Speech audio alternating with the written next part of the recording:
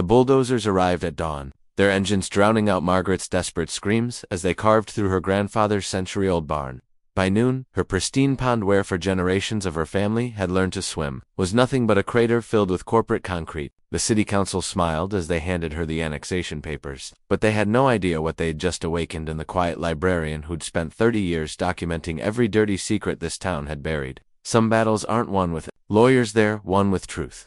Margaret Chen stood at her kitchen window, cradling her morning coffee, watching the mist rise from Willow Pond like ghosts ascending to heaven. The water stretched 40 feet across, perfectly circular, fed by an underground spring that had bubbled up from the earth. Since before her great-grandfather had claimed this land in 1924, the red barn sat 20 yards beyond the pond, its weathered sides catching the first golden rays of sunrise. This was her sanctuary, her inheritance, her promise to keep. The rumble of heavy machinery shattered the morning silence.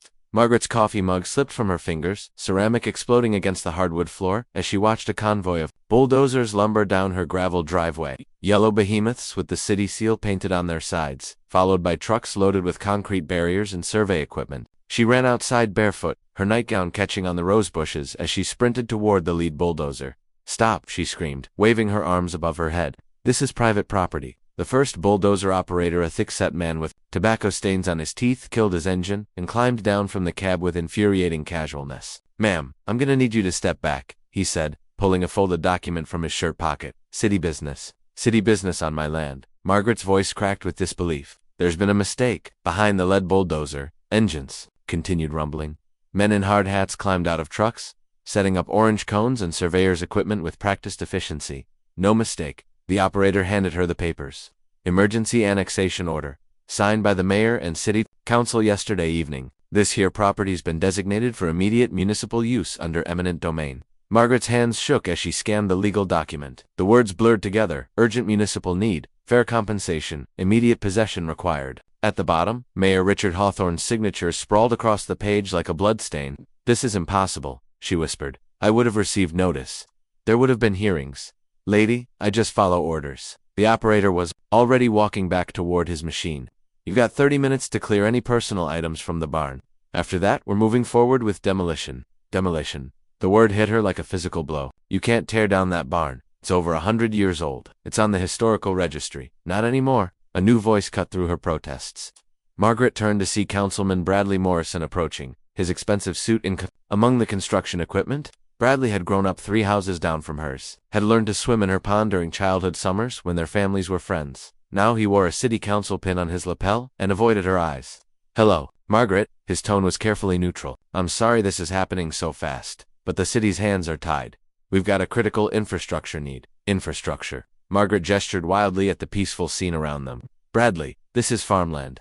There's nothing here but my barn and pond and vegetable garden.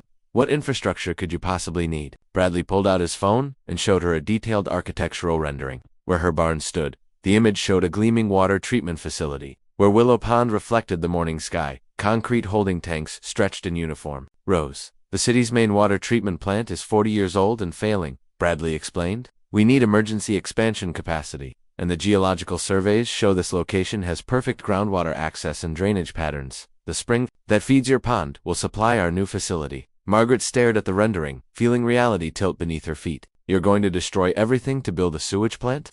"Water treatment," Bradley corrected. "And we're prepared to offer fair market compensation.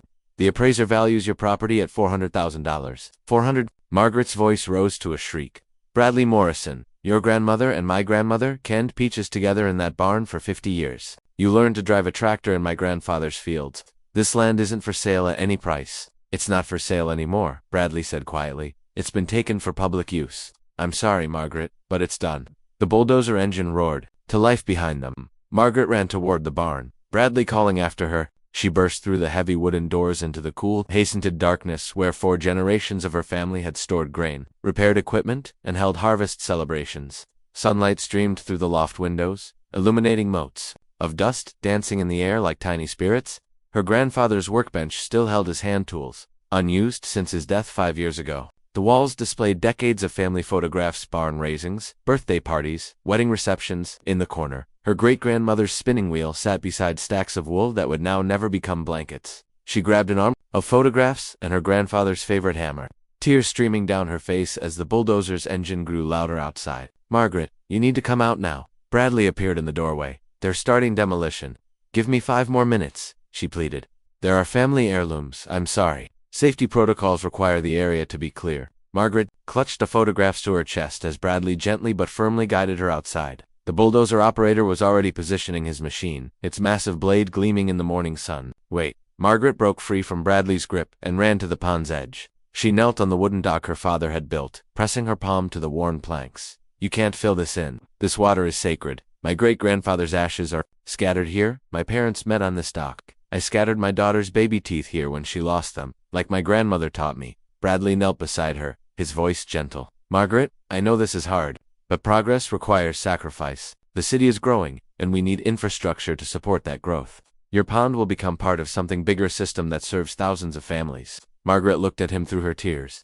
When did you become such a good liar? Bradley Morrison. Something flickered in Bradley's eyes, guilt maybe, or regret, but it was gone in an instant. I'll make sure the demolition crew is respectful, he said, standing up and brushing dirt from his knees, and I'll personally oversee the compensation process to ensure you get every dollar you're entitled to. The first swing of the wrecking ball shattered the barn's north wall. Margaret watched in horror as century-old timber exploded in a shower of splinters and dust. Another swing collapsed the entire front wall, exposing the interior like a dollhouse torn open. Her family's history spilled out in broken pieces, rusted tools, moldering hay bales, fragments of her great-grandmother's china cabinet that had been stored in the loft. Stop this, she screamed, lunging toward the demolition crew. Please, just stop. 2 security guards caught her arms and held her back as the wrecking ball swung again. The barn's roof sagged, then collapsed entirely in a thunderous crash that scattered birds from the surrounding trees. Within an hour, nothing remained but a pile of rubble and the memories burning like acid in Margaret's chest. The pond took longer to destroy.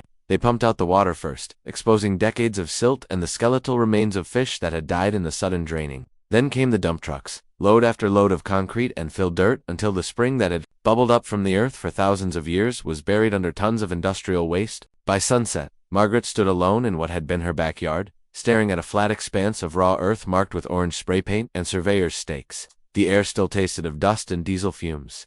Bradley approached her one final time, holding an envelope. The compensation check, he said. 400,000, as promised. I know it doesn't replace what you've lost, but it's enough to start over somewhere else. Margaret took the envelope without opening it. You think this is over? I think this is business, Bradley replied. Painful business, but necessary. Margaret looked at him for a long moment, memorizing his face, the boy who'd caught fireflies in her meadow. Now the man who'd ordered it destroyed. You're right about one thing, she said finally. This is business, and I've spent 30 years as the head research librarian at this city's main branch. I know where every document is filed, every permit that's been issued, every backroom deal that's been cut, she smiled, and Bradley took an involuntary step backward. I know about the Environmental Protection Agency violations from 1987 that were covered up. I know about the federal highway funds that disappeared into Mayor Hawthorne's campaign account. I know about the safety inspections that were falsified at the elementary school. Brah. 3 days after the demolition, Margaret sat in her kitchen nursing her second pot of coffee and watching the news on her laptop. The local morning show was running a fluff piece about the mayor's upcoming charity golf tournament when her phone buzzed with a text from an unknown number. Miss Chen, this is Sarah Martinez from Channel 9 Investigative. Can we meet today? I've been going through the documents you sent. This is bigger than you know. SM Margaret smiled grimly. She'd been wondering when the reporters would start calling. Her phone rang before she could respond to the text. The caller ID showed City Hall. Margaret Chen, she answered, her voice carefully neutral. Margaret, it's Bradley. We need to talk. His voice was tight with barely controlled panic. Can you come to City Hall this morning? I'm busy. This isn't a request. The mask of politeness dropped completely. There are some concerns about statements you may have made to outside parties. The mayor wants to see you in his office at 10 o'clock. Margaret glanced at her grandfather's old clock on the mantel. 9:05. Be there when I'm ready to be there, she said, and hung up. She took her time getting dressed, choosing her best black suit, the one she'd worn to her husband's funeral 5 years ago. Armor for battle. She braided her long gray hair into a severe bun and applied red lipstick with surgical precision. At exactly 10, Margaret walked through the front doors of Millbrook City Hall. The building was a monument to small-town bureaucracy, beige walls, fluorescent lighting, and the perpetual smell of burnt coffee and copying toner. She'd been here countless times over the years for library budget meetings and community events, but today felt different. Today she was the predator, not the prey. Mrs. Chen, a nervous-looking young woman in a city clerk's uniform, approached her. The mayor is waiting for you in the conference room. Margaret followed her down a familiar hallway lined with portraits of former mayors, all men. All white, all smiling the same political smile that promised everything and delivered nothing. The conference room door stood open. Inside, Mayor Richard Hawthorne sat at the head of a polished oak table, his silver hair perfectly styled despite the early hour. To his right sat Bradley Morrison, looking like he hadn't slept in days. To his left a woman Margaret didn't recognize, sharp suit, briefcase, predatory smile. A lawyer. "Margaret, thank you for coming." Hawthorne's voice carried the practiced warmth of a career politician. "Please, have a seat." Margaret remained standing. "I prefer to keep this short." Hawthorne's smile tightened. "Of course, I'll get straight to the point. It's come to our attention that you've been in contact with certain media outlets and federal agencies, making what appear to be baseless accusations against city officials." Baseless. Margaret pulled a manila folder from her purse and dropped it on the table. "Is that what you call 30 years of documented evidence?" The lawyer Margaret caught her name tag. Janet Weiss, from the law firm of Blackstone and Associates, leaned forward. "Mrs. Chen, I represent the city in all legal matters. Any allegations of impropriety must be substantiated with receipts." Margaret interrupted, opening the folder. "Bank records showing federal highway funds diverted to Mayor Hawthorne's campaign account in 2019. Engineering reports documenting structural problems at Roosevelt Elementary that were covered up instead of repaired. Environmental impact studies that were falsified to approve the Riverside Mall development." She spread the documents across the table like playing cards. "Shall I continue?" The color drained from Hawthorne's face. Bradley was staring at the papers as if they might bite him. "Where did you get these?" Weiss demanded. "I'm the head research librarian," Margaret said calmly. "People file requests for public documents with my office every day. Sometimes they don't pick them up. Sometimes copies get made for filing purposes. Sometimes those copies end up in the wrong folder, forgotten for years until someone with the right motivation goes looking." Hawthorne found his voice. "These documents are taken out of context. Any financial irregularities you think you've found have perfectly innocent explanations. Then I'm sure you won't mind explaining them to the FBI." Margaret began gathering the papers. "Agent Sarah Kim from the Public Corruption Unit seemed very interested when I spoke with her yesterday." "You spoke with the FBI?" Bradley's voice cracked like a teenager's. "I spoke with everyone, Bradley. The EPA is sending investigators next week to examine the environmental violations at 3 different development sites. The State Attorney General's office is reviewing the no-bid contracts your construction company received over the past 5 years. And Channel 9 is preparing an investigative series that will air next month." Weiss and Hawthorne exchanged a look heavy with meaning. "Mrs. Chen," Weiss said carefully, "perhaps we can reach some kind of accommodation. The city recognizes that the annexation process was ... rushed. There may be room for additional compensation." "You think this is about money?" Margaret's laugh was sharp as broken glass. "You destroyed my family's legacy for a sewage plant. Money can't bring back my grandfather's barn, or the pond where 4 generations of my family made memories." "Water treatment facility," Bradley corrected weakly. Margaret turned on him with such fury that he physically recoiled. "Don't you dare correct me, you treacherous little worm. That is sewage, Bradley Morrison, and you know it. Just like this entire administration is sewage." Hawthorne slammed his palm on the table. "That's enough. You're going to listen to me, you bitter old woman. This city has been good to you for 30 years. We've supported your library, given you a comfortable job, treated you with respect, and this is how you repay us. By trying to destroy hard-working public servants over a few paperwork irregularities?" Margaret stared at him in silence for a long moment. Then she reached into her purse again and pulled out a small digital recorder, placing it on the table. "Please continue, Mr. Mayor. The FBI will find your characterization of federal crimes as paperwork irregularities very interesting." The room went dead silent, except for the hum of the air conditioning. Weiss was the first to recover. "This conversation is over. Mrs. Chen, you're hereby notified that the city considers your actions defamatory and potentially criminal. We'll be pursuing all available legal remedies. Good luck with that." Margaret pocketed the recorder. "I've documented every step I've taken to ensure it complies with whistleblower protection laws. My attorney James Patterson from Patterson, Walsh & Associates in the state capitol has been very thorough." Bradley's head snapped up. "Jim Patterson, the guy who sued the governor over those kickback schemes. The very same. He's taken my case, pro bono. Apparently he finds municipal corruption personally offensive." Margaret smiled sweetly. "He's especially interested in the connection between your family's construction company and the no-bid contracts for the water treatment facility." The blood drained from Bradley's face so quickly, Margaret worried he might faint. "There's no connection," he whispered. "Morrison Construction submitted the lowest legitimate bid. Morrison Construction was the only company that bid," Margaret said, "because the project specifications were written so narrowly that no other contractor could qualify. Specifications that you helped write in your capacity as city councilman, then profited from as a private contractor. The FBI has a special name for that kind of arrangement." Hawthorne was on his feet now, his face purple with rage. "Get out." Get out of my office before I have you arrested for threatening public officials. On what charge? Margaret was already at the door. Possession of public documents? Speaking to federal law enforcement? Exercising my First Amendment rights? She turned back to face them. Here's some free advice. Gentlemen, when you're in a hole, stop digging. She walked out of City Hall with her head high, leaving behind 3 people who finally understood. They'd made a catastrophic enemy. Her phone was ringing before she reached her car. Sarah Martinez from Channel 9. Ms. Chen, I just got off the phone with my editor. We're moving your story up to next week. The documents you provided are explosive, but we need you to go on camera. Are you willing to do an interview?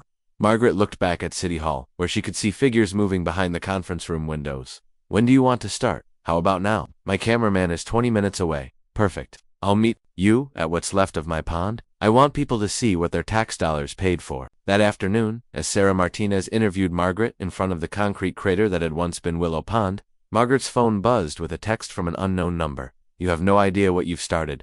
Back off now, or face the consequences. This is your only warning. Margaret showed the text to Sarah, who immediately called the police to report the threat. But as they waited for officers to arrive, Margaret felt a cold satisfaction spreading through her chest. They were scared. Good, her phone rang again. This time the caller ID showed Patterson, Walsh & Associates. Margaret, it's Jim Patterson. I've got news.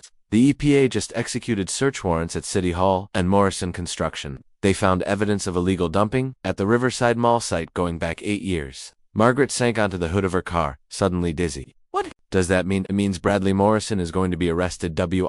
Agent Martinez tackled Margaret to the ground just as Bradley's truck roared past them, close enough that she could smell the burning rubber and feel the heat from the engine. The truck skidded to a stop 20 yards away, kicking up a cloud of dust and gravel.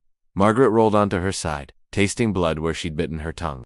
Through the settling dust, she watched Bradley climb out of his truck. He moved with the jerky, unpredictable motions of a man who'd crossed a line he could never uncross. Bradley Morrison, FBI. Agent Martinez shouted, his weapon drawn. Put your hands where I can see them. Bradley laughed, a sound like breaking glass. FBI, really, Margaret, you called the fucking FBI and your neighbors? Put your hands up now. Martinez's partner, a shorter agent with silver hair, had flanked Bradley from the other side. Instead of complying, Bradley reached into his truck's cab. Margaret heard Agent Martinez curse as Bradley emerged holding a hunting rifle, the same one he'd used to hunt deer on her property when they were teenagers. You destroyed my life, Bradley said, his voice carrying across the empty lot with eerie calm. 30 years building my business, my reputation, my family's future, and you destroyed it all because you couldn't let go of a fucking pond. Margaret struggled to her feet, ignoring Agent Martinez's attempts to keep her down. Blood trickled from a scrape on her cheek, but her voice was steady. I destroyed your life. Bradley, you're the one who chose to take bribes. You're the one who laundered drug money through city contracts. You're the one who I fed my family. Bradley's composure cracked completely.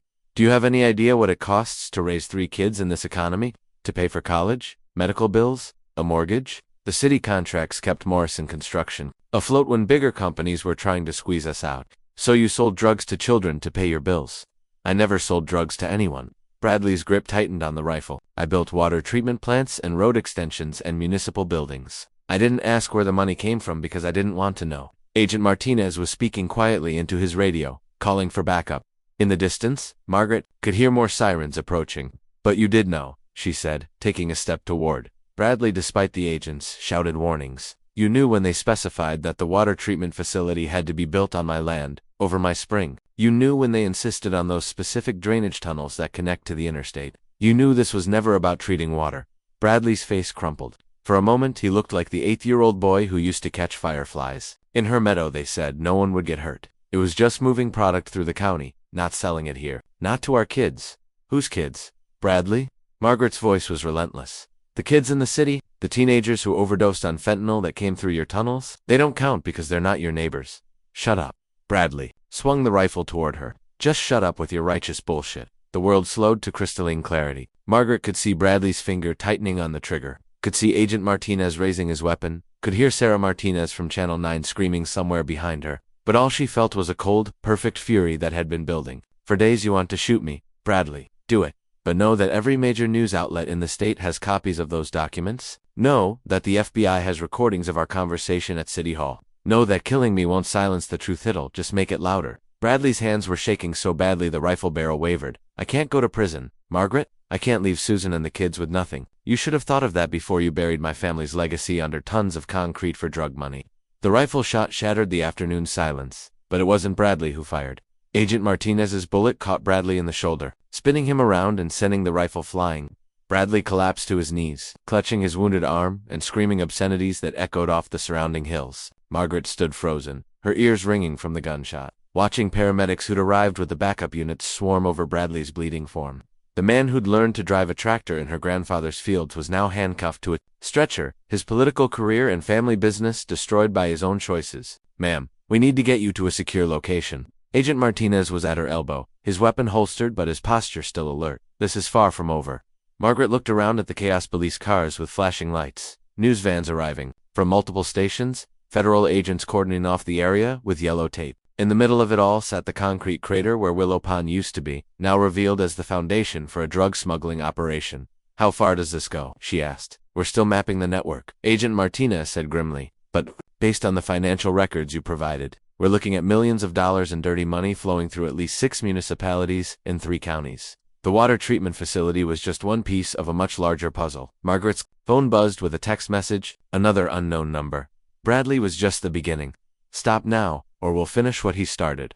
She showed the text to Agent Martinez, who immediately made another radio call. "Mrs. Chen, I'm not asking anymore," he said. "You're coming with us into protective custody. This organization has resources we're only beginning to understand." "What about my house? My job at the library?" "Your house is being watched by federal agents as we speak, and we've already spoken with the library board. You're on extended administrative leave for your own safety." Margaret felt the last pieces of her normal life crumbling away. Her home, her work, her daily routines all sacrificed on the altar of truth. For how long? Until we can dismantle this entire operation? Could be weeks, could be months. As they walked toward an unmarked federal vehicle, Margaret's phone rang. The caller ID showed a name that made her blood freeze. Mayor Richard Hawthorne. Agent Martinez nodded for her to answer, gesturing to indicate the call would be recorded. "Hello, Richard." Margaret. Hawthorne's voice was tight with barely controlled panic. "I just heard about Bradley. This has gone too far." "Has it? How far should federal crimes go before someone speaks up?" "Listen to me very carefully. There are people involved in this situation who don't share Bradley's restraint, people who view witnesses as problems to be solved permanently." Margaret glanced at Agent Martinez, who was listening intently. "Are you threatening me, Mr. Mayor?" "I'm trying to save your life." Hawthorne's composure cracked. "These people don't care about your righteous crusade or your grandfather's pond. They care about protecting a business worth more than this entire city. If you keep pushing, they will kill you, and they'll make it look like an accident. Then maybe you should have thought of that before you got into bed with drug dealers." "I never knew." Hawthorne's voice rose to a shout. "I thought it was just standard municipal corruption, skimmed contracts, padded budgets, the kind of thing that happens in every small town. I didn't know about the drugs until this morning when the FBI started asking questions." "But you knew something was wrong. You knew the annexation was illegal. You knew the environmental impact studies were falsified. You knew, and you went along with it because the money was too good to question." Silence stretched across the phone line. When Hawthorne spoke again, his voice was hollow. "What do you want from me, Margaret?" "I want you to do the right thing, for once in your miserable political career." "What does that mean?" Margaret looked around at the federal agents, the crime scene tape, the news crews documenting the collapse of Millbrook's city government. "It means you're going to call a press conference tonight, and you're going to tell the citizens of this town exactly what you've allowed to happen in their name. They'll crucify me, they should, but if you cooperate fully with the federal investigation, maybe your grandchildren won't have to change their last name out of shame." Another long silence. Then, "If I do this, if I tell them everything, I know, ... will you ask the FBI to consider leniency?" Margaret almost laughed. "Richard, I'm a librarian, not a prosecutor, but I'll tell them you finally found your conscience. This will destroy everything I've worked for." "Good. It should have been destroyed years ago." She hung up and handed the phone to Agent Martinez. "Hawthorne's going to flip," she said. "How can you be sure?" Margaret smiled grimly. "Because I know Richard Hawthorne. He's a coward who's spent his entire career taking the path of least resistance. Right now, cooperation with the FBI is easier than facing whatever his criminal partners have planned for him." Agent Martinez nodded. "We'll have a team at City Hall within the hour to facilitate his surrender." As their car pulled away from the crime scene, Margaret caught a glimpse of the local news reporter doing a live broadcast. The chyron at the bottom of the screen read, "City Councilman shot by FBI in drug money laundering investigation." Her phone buzzed with another message, this one from a number she recognized: her daughter Emma, calling from Seattle. "Mom, I just saw the news. Are you okay? What the hell is happening there?" Margaret stared at the message, realizing that her crusade for justice had just dragged her only child into a nightmare that was far from. The safe house sat on 12 acres of wooded hills 30 miles outside Millbrook. its windows bulletproofed and its perimeter monitored by federal agents who moved through the shadows like deadly ghosts? Margaret had been there for 18 hours, and she was already going insane. She stood at the kitchen window, watching the sunrise paint the valley in shades of gold and amber that reminded her of how light used to dance across Willow Pond. Her grandfather's hammer sat on the counter. Beside her coffee coupe, the only physical piece of her old life the FBI had allowed her to bring. Agent Martinez found her there at 6 a.m., his phone pressed to his ear and his face grim. "We have a problem," he said, ending his call. "Judge Whitfield didn't flee the country last night." Margaret turned from the window. "Where is she?" "That's the problem. We don't know. She dismissed her security detail yesterday evening, claiming she was going home sick. But she never arrived at her house, and her car was found abandoned at the bus station with the keys in the ignition. She's running, maybe, or maybe she's decided that eliminating the witness is easier than running from federal charges." Martinez poured himself coffee with hands that weren't quite steady. "There's something else. We intercepted communications, suggesting she's not working alone. The drug operation has connections to organized crime families in 3 states. Margaret felt ice forming in her stomach. How organized? The kind that views federal witnesses as existential threats to multi-million-dollar enterprises. The kind that has resources we're still discovering. Martinez pulled out his phone and showed her a surveillance photo. "Recognize him." The image showed a man in his 50s getting out of a black sedan. He had silver hair, an expensive suit, and the kind of face that belonged in corporate boardrooms or country clubs. "I've never seen him before," Margaret said. "Vincent Torino. He runs a waste management company that has contracts with half the municipalities in the region. According to financial records, he's the one who's been funneling drug money through city infrastructure projects for the past 8 years. Margaret studied the photo more carefully. Something about the man's eyes, cold, calculating, utterly without conscience, made her shiver. "What does he want with me? You're the only person who can connect all the pieces. Without your testimony, the case against the higher-ups falls apart. Bradley Morrison will do time for bribery and money laundering, but the real criminals walk free." Margaret's phone buzzed with an incoming call. The caller ID showed a name that made her blood freeze. Eleanor Whitfield. Agent Martinez was already signaling to other agents, setting up recording equipment and trace protocols. He nodded for Margaret to answer. "Hello, Eleanor." Margaret. Judge Whitfield's voice was cultured, controlled, exactly the same tone she'd used when approving the annexation of Margaret's property. "I understand you've been telling stories. I've been telling the truth. Truth is a luxury you can no longer afford. My dear, you've stumbled into something much larger than your small-town grievances." Margaret looked at Agent Martinez, who was furiously typing on his laptop, trying to trace the call. "Large enough to destroy children's lives with drugs. Large enough to corrupt an entire county government." Judge Whitfield laughed a sound like crystal breaking. "You still don't understand, do you? This isn't about drugs, Margaret. It's about control, infrastructure, power. The drugs are just one revenue stream in a much more sophisticated operation." "What operation?" "We control the flow of everything through this region: waste disposal, water treatment, road construction, shipping routes. We decide which businesses succeed and which fail. We determine property values, election outcomes, even which families prosper and which struggle." Whitfield's voice carried the satisfaction of someone explaining a chess game to a child. "Your little pond was just one piece on a very large board." Margaret's hand tightened on the phone. "You destroyed my family's legacy for a game. I destroyed your property because it was in the way of progress. Because small-minded people like you don't understand that sometimes individual sacrifices are necessary for the greater good. Greater good. You're talking about drug trafficking and municipal corruption. I'm talking about economic development on a regional scale, about creating systems that benefit thousands of people instead of preserving sentimental monuments to the past." Whitfield's tone turned condescending. "Did you really think your grandfather's barn was more important than a modern water treatment? A system that could serve 3 counties. Margaret felt rage building in her chest like steam in a pressure cooker. That water treatment plant was never about serving anyone. It was about moving drugs and laundering money. It was about both. The most elegant criminal enterprises always serve multiple purposes. There was a pause. Then Whitfield continued in a different tone, harder, more threatening. "But this conversation isn't about justifying my actions, Margaret. It's about saving your life." Agent Martinez was making slashing motions across his throat, but Margaret ignored him. "Are you threatening me, Eleanor? I'm offering you a choice. Vincent Torino is a man who solves problems permanently. Right now, he views you as a problem worth $25,000. But I could convince him that you're a problem worth $50,000 to solve permanently. Or that you're no longer a problem at all. What does that mean? It means you have until midnight tonight to disappear. Really disappear. New identity, new life, new continent if necessary. The FBI can't protect you forever, and we have patience. We also have resources they don't." Whitfield's voice turned almost gentle. "Your daughter Emma lives at 1247 Pine Street in Seattle, doesn't she? Works as a software engineer for Microsoft. Takes the same bus to work every morning at 7:15.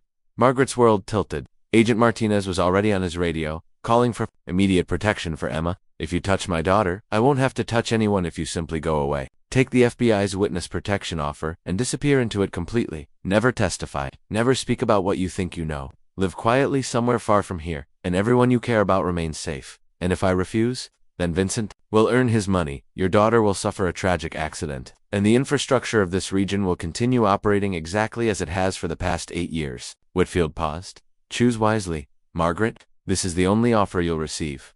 The line went dead. Margaret stared at the phone, her hands shaking with fury and terror.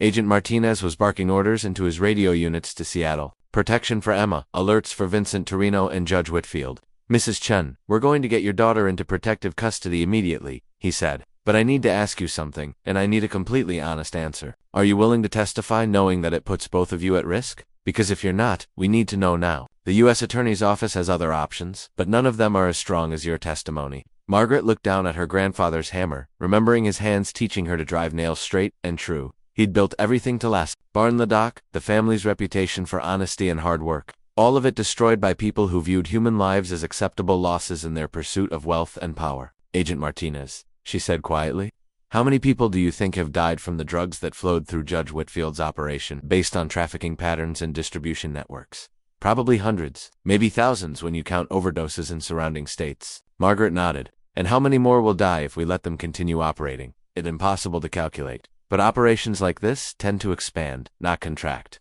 Margaret picked up the hammer, feeling its familiar weight. Then we're going to stop them, all of them, no matter what it costs. Mrs. Chen, the danger to you and your daughter will exist whether I testify or not. Margaret interrupted. People like Judge Whitfield and Vincent Torino don't leave loose ends. If I disappear into witness protection without testifying, they'll just hunt me down later when it's more convenient. And they'll still kill Emma to send a message to other potential witnesses. Agent Martinez studied her face. You're sure about this? I'm sure that my grandfather didn't build that barn so I could cower in fear when evil people threatened my family. I'm sure that hiding from bullies never made them go away. Margaret met his eyes. And I'm sure that if I don't testify, Judge Whitfield will destroy other families the same way she destroyed mine. Agent Martinez nodded grimly. Then we'd better make sure your testimony counts. The grand jury convenes Monday morning. How long do we have to prepare? 72 hours to build a case so airtight that Vincent Torino and Judge Whitfield spend the rest of their lives in federal prison. Margaret's phone buzzed with a text from Emma. Mom, FBI agents just showed up at my apartment. What's happening? Margaret typed back. Tell them everything they want to know. Trust them completely. And pack a bag, you're going somewhere safe until this is over. Then she turned to Agent Martinez. What do you need from me? Everything. Every document. Every conversation. Every detail you can remember about the annexation process and the people involved. We're going to trace every dollar, every decision, every lie they told. Martinez pulled out a thick file